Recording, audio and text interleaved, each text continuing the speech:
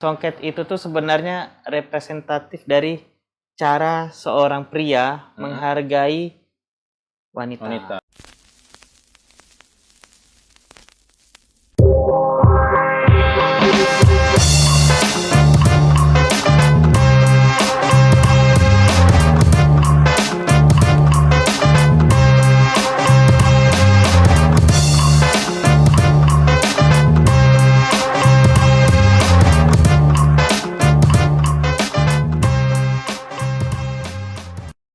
Yo, welcome back to our channel Palembang Subkultur.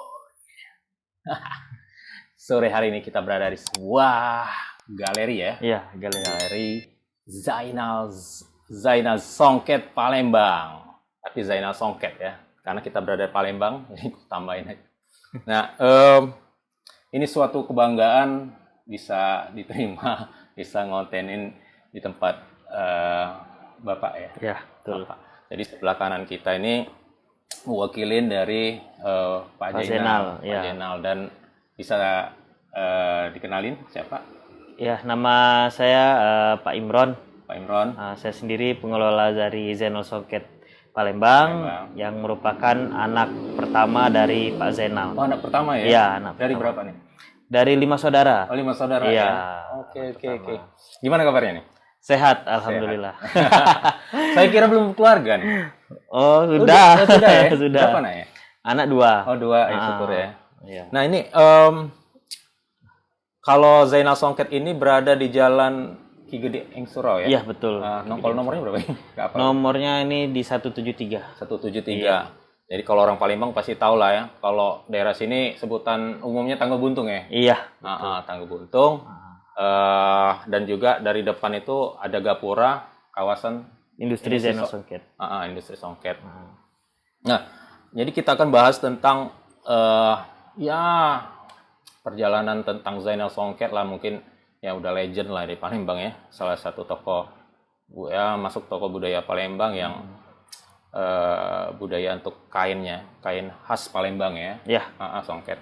Nah, aku panggil Pak Imron ya. Iya, boleh. Udah Bapak. Udah Bapak. Pak Imron, bisa ceritain nggak? Meskipun nggak sama bapaknya, anaknya yang Iya. Oke ya. Nah, ini bisa ceritain nggak kapan Zainal Songket ini berdiri dan udah generasi keberapa sih? Kalau Zainal Songket ini berdiri itu ya kurang lebih 40 tahun ya. Wow, 40 tahun. Oke. 40 tahun. Zainal Songket ini berdiri sendiri itu dari Pak Zainal itu merantau ke Jakarta. Oke. Tahun berapa nih? Itu tahun 89-an. 89 udah lahir aku. Jadi beliau merantau ke Jakarta waktu itu dengan bermodalkan songket dari orang tuanya, karena kan orang tuanya juga itu seorang pengrajin songket ya. Pengrajin songket. Penjual songket juga. Itu nama orang tuanya atau nama nenek itu Cek Ipah. Oh, Cek Ipah. Iya. Oke. Jadi beliau mengenalkan songket merantau ke Jakarta itu bermodalkan songket yang diberikan oleh orang tuanya tadi. Oke, Cek Ipah. Kemudian Pak Zainal menjual songket itu pertama kali itu secara door to door. Oh, door to door. Ya, dari pintu ke pintu, menawarkan. Tapi ya memang responnya waktu itu kurang begitu baik. Oke. Ya, itu sempat diusir, diludahi, seperti itu. Iya. Nah, karena kan orang nggak tahu apa itu songket. Oke. Tapi ya beliau tetap menawarkan menawarkan juga dengan cara waktu itu bayar secara kredit. Oh, kredit. Sudah ada kredit. Iya, ada kredit. Tapi kreditnya nggak kayak sekarang kan banyak ya. Kalau sekarang kreditnya kalau dulu secara kepercayaan aja. Tapi ya tadi ada yang beberapa konsumen yang tanda kutip nakal ya, yang ketika ditagih menghilang, terus nggak pernah dibukain pintu, ya kan gitu. Tapi ya terus beliau berjuang ya, berjuang, memang beliau punya semangat yang besar. Nah, beliau waktu itu tahun 90 ikut pertama kali pameran. Oke. Pertama kali pameran Kemudian responnya alhamdulillah bagus. Bagus ya. Oh, sorry aku potong. Tadi jual songket tadi itu udah apa tamat sekolah atau kuliah atau memang ada misinya memang disuruh ini orang tua? Dia sambil kuliah. Oh, sambil kuliah. Ya, sambil kuliah. Kayak gitu. Beliau kuliah di IKIP. Oh, IKIP. IKIP kampus apa? IKIP itu dulu di Taman Ismail Marzuki yang di Jakarta itu. Oke, ya. IKIP. Di situ dia kuliah. Terus beliau ikut pameran. Rupanya beliau mendapatkan respon yang baik pada ikut pameran itu. Luar biasa responnya karena dulu tuh orang tuh taunya dengan batik. Oke, iya memang. Kalau songket belum. Karena Jawa ya. Ya, belum tahu. Jadi pas beliau memperkenalkan songket ya orang penasaran ya. Akhirnya banyak beliau mendapat customer pada saat pameran itu. Tapi waktu itu masih nama ibunya sih. Masih nama nenek. Ipa. Oke. Nah, tapi tahun 91-an, 92-an itu atas inisiatif atau saran dari konsumen akhirnya namanya diganti Zainal Songket. Oh, langsung Bapak ya? Iya, langsung Bapak. Karena kan kata tamu tuh biar lebih mudah mengingat. Mengingat ya. Karena langsung juga ketemu sama orangnya. Iya, jadi lebih mudah mengingat. Jadi songketnya Zainal Songket seperti itu. Jadi ya sudah kata beliau ya yang simpel-simpel aja, nggak usah yang terlalu rame banyak ya nama sendiri. Akhirnya tahun 91 92 tuh dijadikanlah Zainal Songket sampai sekarang. Nah, kalau ngomong-ngomong masalah generasi tadi keberapa nih? Kalau generasi Pak Zainal itu yang mungkin termasuk saya ya, itu mungkin ada generasi ketiga, keempat ya. Karena kan nenek juga bersongket ya. Orang tuanya nenek atau buyut juga kan pengrajin songket juga. Songket, ya. Tapi bedanya kalau dulu kan buyut itu ya songket itu nggak diperjualbelikan ya. Dipakai sendiri ya. Masuk ke nenek sudah mulai diperjualbelikan kan. Ke papa juga, baru ke aku sekarang. Oh, maksud diperjual. Memang sih kalau dari sejarah cerita ya. HP-an saya ini gimana nih? Kalau songket ini memang dari zaman Kerajaan Sriwijaya ya memang. Iya. Memang zaman Kerajaan Sriwijaya ya sebenarnya aku kepo-kepo Google nih. Terus ada pedagang Cina bawanya sutra dan dia bawa emas hingga songket itu kedua bahan tersebut digabung dan itu tadi mungkin karena nggak diperjualbelikan hanya kaum bangsawan yang pakai. Iya, jadi dulu tuh memang dipakai oleh kaum kerajaan aja. Iya ya. Nah, jadi pekerjaan membuat songket itu warga Melayu lah ya, Melayu dan maju ke depan lagi ada di masa Kesultanan Palembang Darussalam di abad 16 ya. 16 sampai 18. Terus perkawinan perdagangan sehingga dikenal lah di luar ya, di Asia Tenggara ya. Jadi memang ini pembuatannya produksinya rumit kayak gitu. Nah, nanti kita bahas lah ya kalau misalnya aku tulis di sini beberapa songket Palembang ya. Di sini ada 6 ya. Ada lepus, tabur, bunga, limar, tretes, rumpak. Nah, nanti kita bahas lagi nih. Ini kepeannya.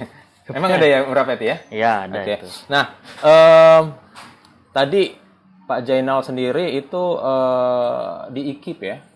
Iya. Di IKIP itu tuh ada penjurusannya lagi nggak? Ada di bidang apa? Dia kalau Pak Zainal itu kan guru. Guru ya? Guru waktu itu. Oke. Guru apa? Guru sejarah. Oh, guru sejarah. Iya, guru sejarah Pak Zainal itu. Ya.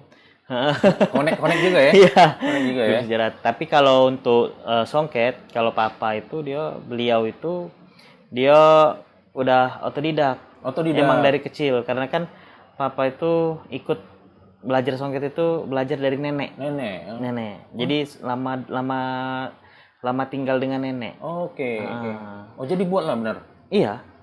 Jadi kalau Pak Zainal tuh memang dia tahu benang, tahu motif ya, tahu bahan, kualitas segala macam, tahu karena dia bisa nenun juga. Oh, berarti ada turunan darah seni juga ya dari nenek tadi ya? Iya. Karena beliau dari umur 7 tahun sudah bisa nenun. Oh, nenun ya? Memang dari kecil ikut nenek kan. Nah, terus tadi kan dikomersilin lah, udah dijual lah di Jakarta ya, dan sukses, dikenal dengan nama Zainal Songket. Ini 91 tadi ya? Ya, 91 ya. 92. Nah, di sini kan pasti ada ciri khas, pasti kan? Kalau udah pakai nama kita, nama Pak Zainal, ada ciri khas motif atau pattern lah, apa sebutannya kayak gitu. Kira-kira ada nggak yang membedakan Zainal Songket ini dengan yang lainnya? Di Palembang ini kan banyak kan songket-songket ya, ini. Betul. Nah, kira-kira apa tuh? Kalau yang membedakannya itu kita tuh dari bahan baku ya. Oke. Memang bahan baku kita bahan baku yang memang kita pilih benar. Sutranya ya, benang emasnya. Kemudian ukuran songket kita juga lebih besar.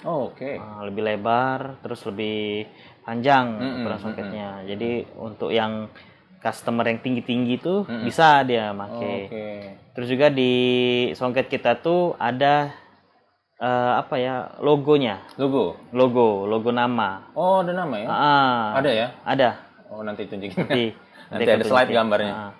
Ada logonya. Jadi biar orang tuh tahu, oh nih benar-benar songket dari Zainal Songket.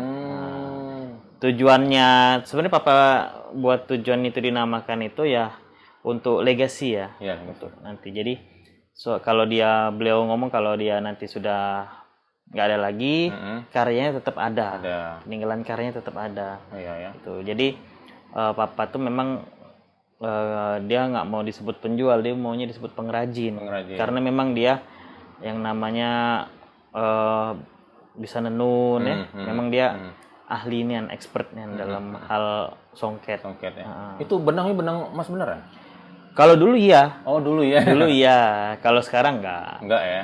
Kalau sekarang ya benang-benang namanya aja benang emas karena warnanya seperti emas berkilau seperti itu. Yang di museum tuh masih ada nggak? Ada. Ada ya? Benang emas ya? Iya. Kayak mana? Nggak ngerti aku. Itu model celup ya? Itu iya dicelup. Oh, dicelup. Ini nempel lah di benang. Iya. Oh, kayak gitu. Tapi sekarang ada lagi ya?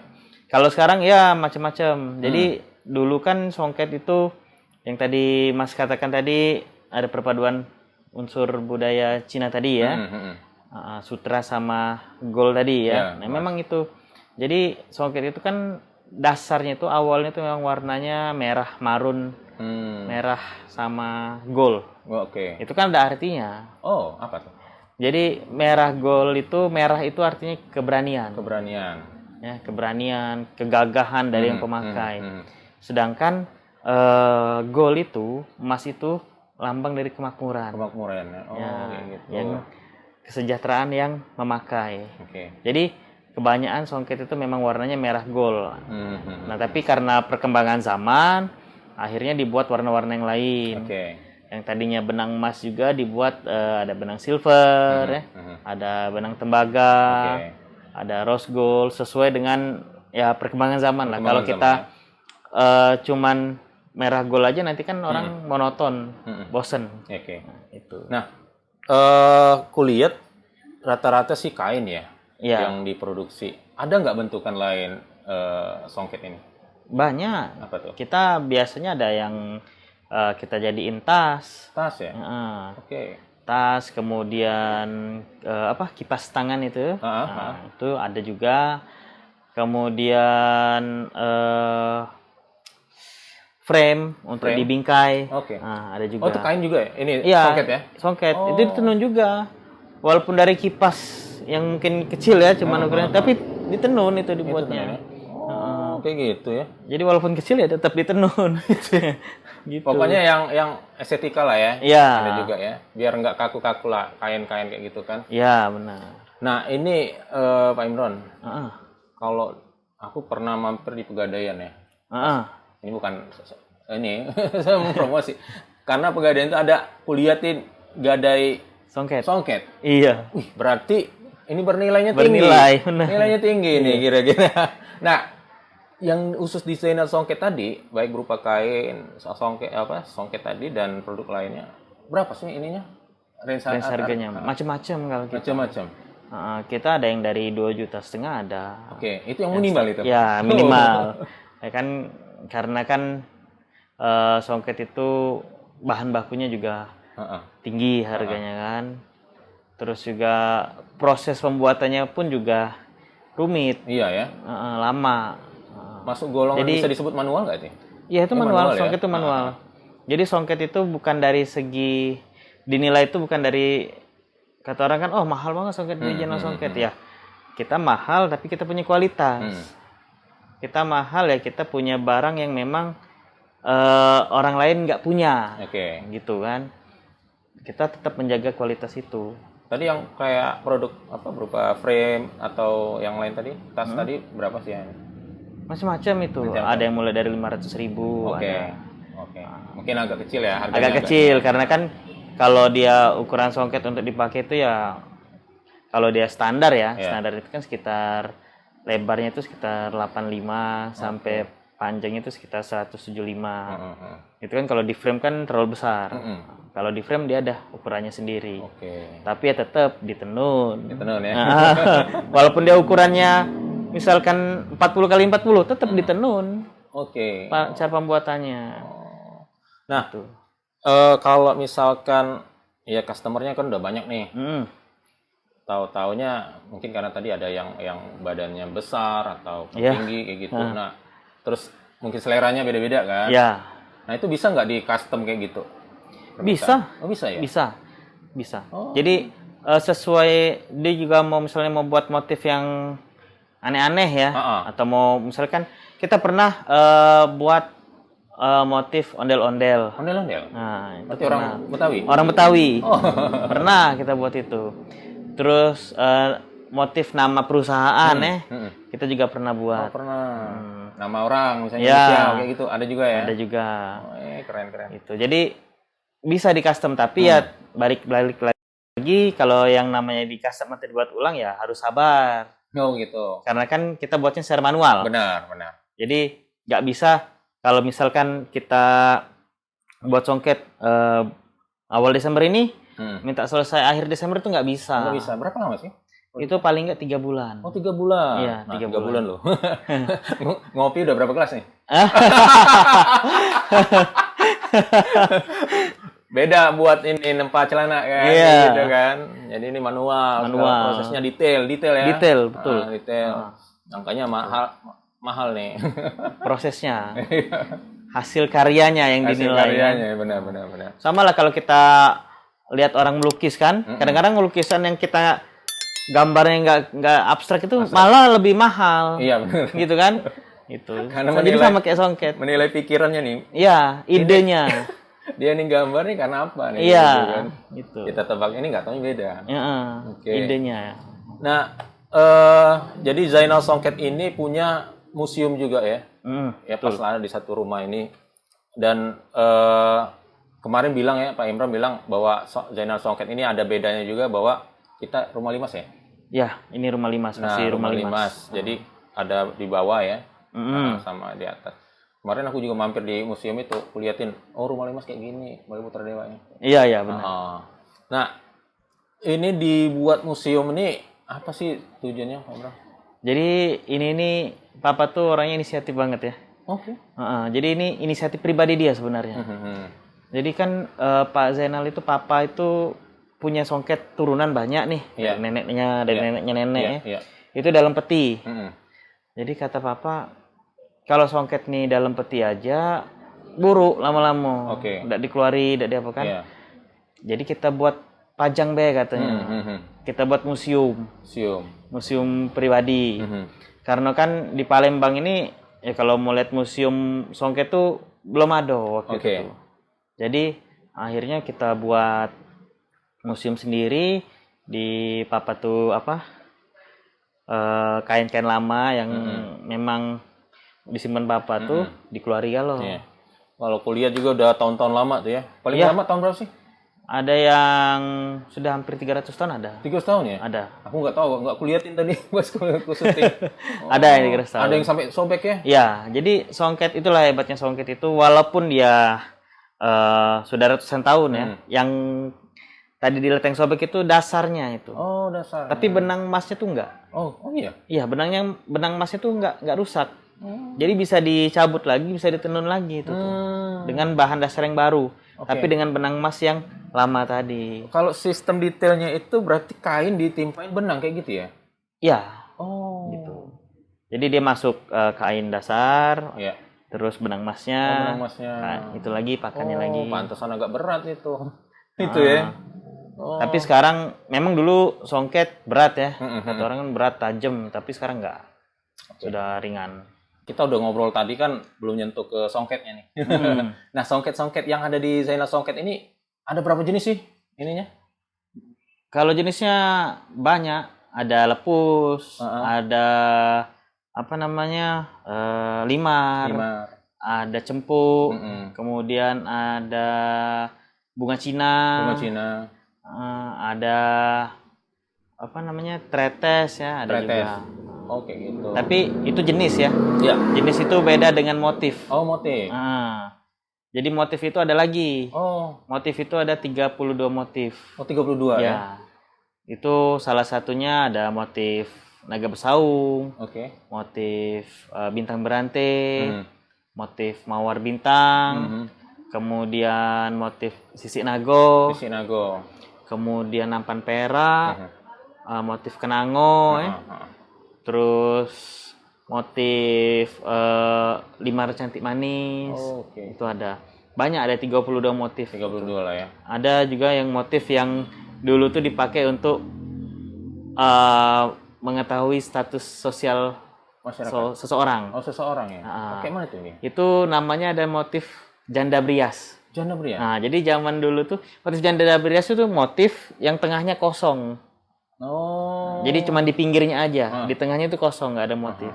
Itu namanya motif janda brias. Coba aku ngintip dulu. Ngepek. Kalau nggak salah ada aku baca itu. Itu ada yang berupa sarung juga ya? Iya, itu kan songket itu kain dan selendang. Ya. Oh, kayak gitu. Terus untuk yang selain dari berarti itu janda ya? Iya, jadi kalau dulu tuh janda tuh ya kalau dia kondangan pakai songket yang model seperti itu. Oh, wajib ya? Iya. Untuk ngasih tahu bahwa status ini janda gitu. Jadi kalau zaman sekarang nih kan suka ada yang tamu mungkin dia pengennya yang motif polos itu ya, tapi suka kita omongin ini nama motif janda brias Ibu. Oh. Berarti Ibu kalau ada orang tahu arti songket, sangkong nanti Ibu jandong. Songket ini kan. Berarti dia ngarahnya cuman lihat bagusnya. Berarti statusnya belum tahu gitu. Iya, belum tahu makna songket itu kan. Tapi kalau kayak gitu gimana? Kalau dia pengennya urusan lah kayak status itu. Ya, kalau dia pengen motif gitu ya sudah silakan. Ya? Yang penting kita kan sudah menjelaskan. Sama kayak kita pengantin, calon pengantin misalnya. Dia pengen motif yang kayak gimana, kita kasih tahu. Kalau pengantin tuh motifnya biasanya lepus, jenisnya tuh. Motifnya itu biasanya naga besaung. Naga besaung jadi di motifnya itu seperti naga yang beradu ya. Nah, itu motif naga besaung itu memang dipakai dulu tuh untuk kalangan-kalangan bangsawan, pemimpin ya. Karena kan filosofinya itu naga ya. Naga tuh hewan yang kuat. Seperti itu. Jadi pengantin kenapa kita arahkan ke motif naga besaung karena pada saat dia menikah di hari itu dia menjadi raja dan ratu sehari. Jadi kita arahkan pakai songket yang motif seperti itu. Jadi jangan sampai songket dia kalah dengan songket yang tamu datang. Gitu. Berarti ya kurang lebih lah ya kan saya nih orang Batak ya. Kan ulos biasanya. Iya. Nah, ada juga untuk jenisnya itu kalau untuk cowok sama cewek beda juga ya? Ya. Sebutannya apa? Rumpak sama apa? Rumpak sama tanja. Kalau perempuan kain selendang, kalau laki-laki tuh rumpak sama tanja. Oh, kayak gitu. Jadi kalau laki-laki, kalau dia perempuan kan makanya sampai ke bawah benar. Tapi kalau laki-laki rumpak dia sebatas dengkul. Nah, kalau pemakaian secara momen lain misalnya menikah, terus meninggal, terus itu ada lahiran, itu ada jenisnya juga? Ada. Ada ya? Ada. Oh. Tapi kalau orang Palembang benar, kalau dia kayak akikah ya seperti akikah anaknya, itu biasanya kasurnya pakai kasur songket. Oh. Terus nanti kan dia digendong seperti itu ya, diselimuti dengan songket. Itu. Jadi memang adatnya songket itu kental di Palembang ini. Itu bagi yang inilah ya, mungkin karena kebiasaan dan budaya, mau nggak mau sentuhin songket gitu ya. Nah, channel songket ini kalau dilihat nih, ini banyak kali nih foto-foto nih perjalanan seorang apa nih, bisa dibilang tokoh budaya Palembang, yang tadi langsung ke Jakarta. Pas aku lihat ada dari USA lah, segala macam lah, ketemu presiden lah, sama tamu-tamu mancanegara lah ya. Nah, tadi songket banyakan kaum bangsawan lah yang pakai. Nah, terus untuk kaum ke bawah ini gimana sih? Apakah terbuka juga? Oh, terserah orang kelas bawah juga. Kalau dulu memang ada aturan-aturannya, nggak boleh sembarangan kan pakai songket ya. Ya kalau sekarang kan siapapun boleh memakai songket. Siapapun bisa, mau dia kalangan atas, pejabat ataupun kalangan menengah ke bawah ya nggak masalah, pakai songket nggak masalah. Siapapun bisa. Jadi kan songket itu juga sebagai apa ya, kalau di Palembang itu untuk lamaran biasanya. Kalau dulu tuh kan kalau ingin melamar gadis Palembang itu harus bawa 7 songket. 7 songket? Nah, ya itu minimal ya. 7 songket. Nah, 7 songket itu maksudnya apa? 7 songket itu 7 turunan. Oh, 7 turunan. Nah, jadi istilahnya sampai 7 turunan tuh nggak habis itu songket. Oke. Kalau sekarang kan bisa diwakilkan 1. Jadi songket itu tuh sebenarnya representatif dari cara seorang pria menghargai wanita. Oh, gitu ya. Jadi selain mahar, selain serat-serat yang lain, kalau di Palembang tuh harus ada songket. Songket itu ya semakin mahal songket berarti semakin mahal juga atau semakin tinggi juga pria itu menghargai wanita itu, menghargai pihak wanita itu. Bukan berarti ada semacam dinilai, kedudukannya tinggi juga gitu? Enggak ya? Enggak. Itu istilahnya kalau dulu kan harus 7. Kalau sekarang kan kalau satunya aja udah jutaan kali 7 kan berat ya. Jadi orang kan satu aja gitu. Ya. Oh, kayak gitu ya. Jadi siapa yang punya duit sekarang untuk masyarakat yang umum lah ya sebutannya, jangan kelas bawah kayak enaknya. Jadi bisa beli bisa juga, siapapun bisa. Dan mungkin bisa jadi investasi juga ya. Ya. Bisa ya? Bisa. Jadi kan bisa digadain. Bisa digadain tadi kan? Iya benar. Jadi nggak rugi lah ya. Ini ya banyak nih cerita. Kalau ya baca-baca berita lah ya. Karena tadi ya bahwa saking dikenalnya itu sampai ke Asia Tenggara lah ya. Iya, betul. Kayak tetangga kita nih Malaysia. Nah, banyak kali ini Malaysia ini selalu mengklaim hasil budayanya kayak gitu, baik lagu, baik tari-tarian, makanan atau ya itu tadi kan songket ini sendiri. Nah, kira-kira nih sudah ini ya tadi kan bilang legasi lah ya bahwa udah paten lah ya. Ya, sudah. Nah, kira-kira gimana nih tanggapannya dari negara-negara luar, takutnya mengklaim songket ini adalah punya mereka kayak gitu. Ya, kalau tanggapan kalau kita kan apa ya, harus lebih mencintai budaya kita sendiri sebenarnya. Kuncinya ya. Kuncinya itu sendiri. Jadi kalau untuk generasi-generasi sekarang tuh kan jangan terlalu heboh dengan budaya orang luar. Sedangkan jujur aja ya, orang luar aja, kayak orang Belanda, orang Australia, orang Malaysia itu kesini. Mereka tuh kesini mempelajari sebenarnya. Senang dia tuh. Dia tuh lebih senang dengan budaya kita. Sedangkan kita yang sudah punya, sudah tinggal melestarikan malah beralih ke budaya lain. Memang Malaysia kan kayak satu rumpun ya. Satu rumpun. Melayu juga kan.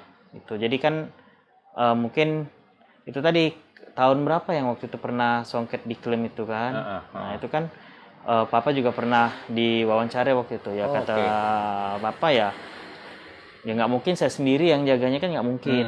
Jadi kan semua masyarakat khususnya di Palembang ini harus jaga gitu. Jangan sampai budaya kita ini mahal. Jangan sampai budaya kita dibiarin. Jadi kata Bapak, kita tuh ada budaya tapi kita ngebiarin. Nanti kalau orang mau ngambilnya kita baru ribut. Iya. Nah, benar, itu. Benar. Kalau budaya benar kayak gitu iya. kan, cintain ya. Jadi kan orang lihatnya, nih songket kayaknya orangnya nggak peduli deh. Mau kita ambil, kita baru ribut. Sama kayak batik dulu kan gitu. Iya, gitu juga. Benar. Baru mau diambil, baru ribut. Baru ada Hari Batik Nasional. Iya, benar. Tuh, jangan sampai kayak gitu. Songket yang kayak di museum tadi kan mungkin ya tadi kan supaya bisa masyarakat tahu kan dan untuk edukasi kan. Edukasi benar tentang budaya lah khususnya Palembang lah kan. Nah, di sini kan songket ini kalau aku baca ini dia nggak dicuci ya. Iya, benar. Jadi kalau dipakai ya cuman diangin-anginin. Diangin-anginin benar. Nah, ada nggak tips-tips lain kayak gitu bisa share lah yang mungkin yang udah punya atau yang belum punya kayak gitu. Gimana sih ngerawat ini? Jadi cara ngerawat songket itu memang nggak boleh sembarangan ya. Salah satu tadi nggak boleh dicuci. Karena kan songket itu dia terbuat dari benang sutra. Jadi kalau dia tercuci, apalagi kalau sampai masuk mesin cuci, itu pasti dipastikan itu hancur. Ya, itu nggak bisa diapa-apain lagi kalau songket udah masuk. Terus yang kedua itu songket itu tidak boleh dilipat terlalu lama. Nah, jadi patah. Jadi cara menyimpan songket yang benar itu ialah digulung. Digulung atau kalau kita ada jepitan hanger itu, nah itu bisa dah. Berarti kayak digelar kayak gitu ya? Ya. Kayak di habis cuci itu. Ya. Itu nggak boleh dilipat. Kalau hanya untuk sekitar 1-2 hari ya nggak masalah. Tapi kalau untuk penyimpanan lama itu tidak boleh dilipat. Karena apa? Karena akan menimbulkan patahan lipatan benang seperti itu ya. Itu kalau ada patah lipatan benangnya terlalu dalam, ya itu kelihatan kalau kita tuh patah-patah seperti itu kan. Kalau secara suhu? Kalau suhu dia nggak boleh terlalu lembab juga. Terlalu lembab. Jadi biasanya kalau kita customer kita beli songket, biasanya kita kasih saran nanti di dalam tabung songketnya itu tolong dikasih cengkeh. Cengkeh. Ataupun lada yang bulat-bulat itu, lada hitam itu, merica kayak gitu ya. Itu gunanya itu ya tadi biar tidak ngengat. Ada serangan-serangan. Iya, biar nggak rayapan juga kan gitu. Jadi memang pemeliharaan songket itu agak sulit. Terus kalau misalnya gimana nih kalau misalnya kita lagi kondangan, terus kena noda sedikit kena noda sedikit, ya itu ya langsung dipakai tisu basah aja. Langsung dilap, jangan sampai dia mengering. Nggak boleh kena ini nggak cairan-cairan yang pembersih kayak gitu takutnya? Iya, nggak boleh juga. Jadi cuman pakai tisu basah aja, dilap aja. Nah, jadi jangan nanti kita, wah ini dikit malah kita cuci, itu nggak boleh. Malah rusak semuanya. Gitu. Itu ada nggak kalau misalnya yang ada rusak terus di rehab lagi, rehab bahasanya? Dibenerin. Jadi kita tuh ada juga di Jakarta. Jadi kalau misalnya dia benangnya ada yang terkeluar seperti itu bisa dibenerin lagi, dirapin lagi. Bisa ya? Bisa. Itu cuma di channel songket. Karena kita kan pengen jual songket itu berkelanjutan. Jadi bukan orang beli songket udah beli ya sudah gitu. Tapi agak ribet tetep, ya memang agak ribet. Terus bisa juga namanya songket cabutan itu. Cabutan. Jadi di reparasi. Kayak mainan anak SD itu cabutan. Iya. Jadi benangnya itu diambilin lagi. Diambilin lagi, ditenun lagi, tapi nggak bisa sama dengan yang di awal. Jadi benang emasnya ya dikit. Nanti kalau digadaikan kelihatan ini turun harganya. Apa? Turun harganya. Iya. Sama kan kayak gitu kan. Itu. Jadi ya memanglah perawatan songket tuh memang nggak mudah gitu. Jadi kadang-kadang orang ada yang ngomong, ini nggak boleh cuci ya? Iya, Bu, nggak boleh cuci. Ini nggak boleh dilipat? Iya, nggak boleh dilipat. Jadi kita kasih tahu jangan sampai nanti dia lupa dia cuci. Udah kalau udah cuci udah hancur tuh, nggak bisa diapa-apain lagi. Nggak bisa dibenerin lagi itu. Beli lagi. Zainal songket. Zainal songket. Motifnya masih lain. Karena songket nggak bisa sama, Mas. Nggak bisa sama. Nggak bisa sama. Dijaga ya? Iya, jadi motif songket tuh Satu-satu. Oh. Misalnya kita lah beli motif ini, Uh-uh. dia mau warna yang sama dengan motif yang sama tuh nggak bisa. Oh. Gitu. Kecuali kalau dia mesen dari awal. Oh, ada catatan sendiri. Dia tuh kan soket ini manual ya. Jadi lain orang, lain cara pembuatannya, lain tenaganya istilahnya.